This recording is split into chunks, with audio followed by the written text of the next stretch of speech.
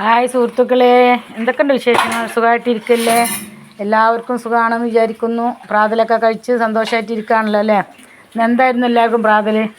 അപ്പോൾ ഞാനിന്നിവിടെ കാണിക്കാൻ പോകുന്നത് ചൂരമീനാണ്. ഞങ്ങൾ മലപ്പുറക്കാർ വരെ സൂത എന്നാണ്.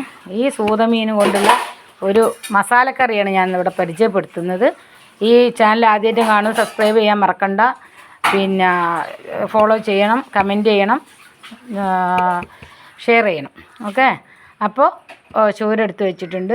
ഇതിൻ്റെ തലയും വാലൊക്കെ കൂടിയാണ് കറി വെക്കുന്നത്. ഇതിൻ്റെ മെയിൻ നല്ല കഷ്ണങ്ങളൊക്കെ ഞങ്ങൾ വൈകുന്നേരം പൊരിച്ചു കൊടുക്കാൻ വേണ്ടിയിട്ട് മസാല തേച്ച് വെച്ചിട്ടുണ്ട്. ഇപ്പോൾ പൊരിക്കുന്നത് അടവ് മീനാണ്. അത് വേറെ തന്നെ ഫ്രിഡ്ജിൽ വെച്ചിട്ടുണ്ട്. പിന്നെ ഇതിലേക്കുള്ള ഇൻഗ്രീഡിയൻസുകളാണ് പിന്നെ കറിവേപ്പില, ഇഞ്ചി വെളുത്തുള്ളി ചതച്ചത്, പച്ചമുളക് സവാള 2 അരിഞ്ഞത്, പച്ചമുളക് 4, ഉലുവാപ്പൊടി, മല്ലിപ്പൊടി, മുളക് പൊടി, കുരുമുളക് പൊടി, മഞ്ഞൾപ്പൊടി, കാശ്മീരി മുളക് പൊടി, തക്കാളി 6 വട്ടത്തിലരിഞ്ഞ്. ഞാൻ പറഞ്ഞല്ലോ, മുന്നേ പരിചയപ്പെടുത്തിയല്ലോ, വട്ടത്തിലരിഞ്ഞാൽ നന്നായിട്ട് ഒക്കെ കിട്ടും എന്നുള്ളത്. അതുപോലെ മല്ലിച്ചപ്പ്, വാളംപുളി പിഴിഞ്ഞ്, ഇത് കട്ടിപ്പുളിയാണ്, ഇത് വെള്ളം ലൂസാക്കിയിട്ടില്ല. അപ്പോൾ ചട്ടി അടുപ്പത്ത് വെച്ചു. ഇനി ഇതിലേക്ക് നമ്മൾ ആദ്യമായിട്ട് ഇടാൻ പോകുന്നത് ഇഞ്ചി വെളുത്തുള്ളിയാണ് കേട്ടോ.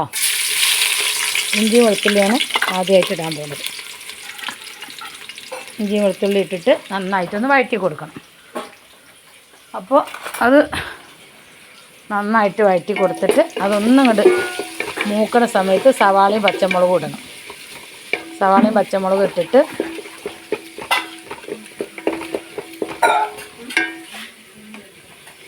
സവാളയും പച്ചമുളകും ഇടണം.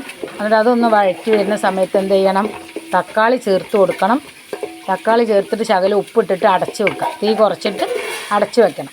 അപ്പോൾ ആ തക്കാളി എന്ത് ചെയ്യുക? ഉപ്പിൽ കിടന്നിട്ട് നന്നായിട്ട് ഇങ്ങോട്ട് ഉടഞ്ഞ് നല്ല ചാന്ത് പരുവത്തിലാവും. അത് ശേഷം നമ്മളെന്ത് ചെയ്യുക? തുറന്നിട്ട് മസാലപ്പൊടികൾ ചേർത്ത് കൊടുക്കും. മസാലപ്പൊടികൾ ചേർത്ത് കൊടുത്തിട്ട് അത് നന്നായിട്ട് ആ പച്ചമണമൊക്കെ പോണ വരേക്കും ഇങ്ങനെ മൂപ്പിച്ചെടുക്കും. മൂപ്പിച്ചെടുത്തിട്ട് എന്ത് ചെയ്യാൻ പറ്റും? നമുക്ക് അതിനകത്തോട്ട് പിന്നെ ഇത് പുളിവെള്ളം ഒഴിക്കും. പുളിവെള്ളം ഒഴിച്ചതിന് ശേഷം അത് ഒന്ന് അടച്ച് മൂടി വെക്കും. ആ മസാല ഒന്ന് തിളച്ച് ഒന്ന് അതിൽ ചെറുതായിട്ടൊന്ന് അതിൻ്റെ വെള്ളം വറ്റുന്ന വരെ ഒന്ന് അടച്ച് വെച്ച് തിളപ്പിക്കും. അത് തിളച്ച് വരുന്ന സമയത്താണ് പിന്നെ നമ്മൾ എന്ത് ചെയ്യുന്നത്?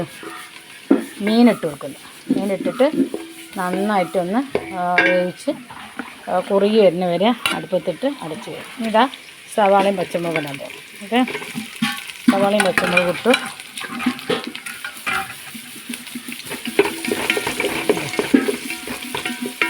ഇനി ഇത് നന്നായിട്ടൊന്ന് വഴറ്റണം.